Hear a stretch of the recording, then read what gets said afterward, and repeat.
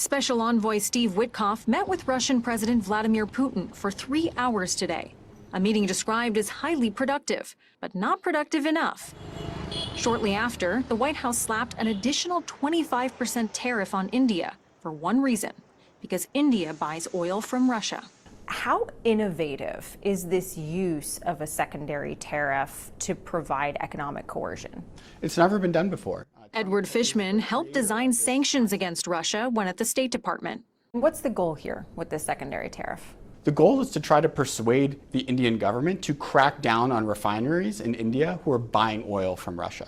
Russia gets around international sanctions by transferring some oil from its tankers to other ships known as the Dark Fleet. Last year, 60 Minutes tracked some of those ships to India. Russia took in nearly $200 billion last year in oil revenue.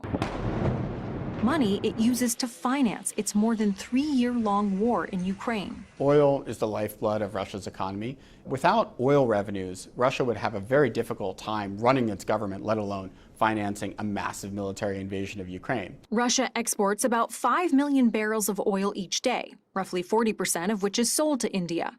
If India stops buying that oil, it would have to come from somewhere else, meaning global oil prices could go up.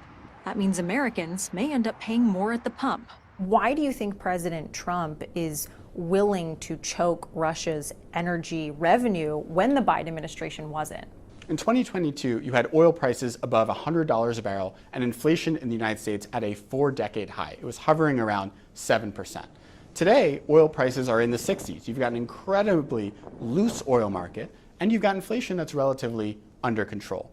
Now, Fishman said that it could be just a short-term spike in oil prices because other big oil producers like Saudi Arabia might decide to step in and produce more oil, which would fill that supply gap.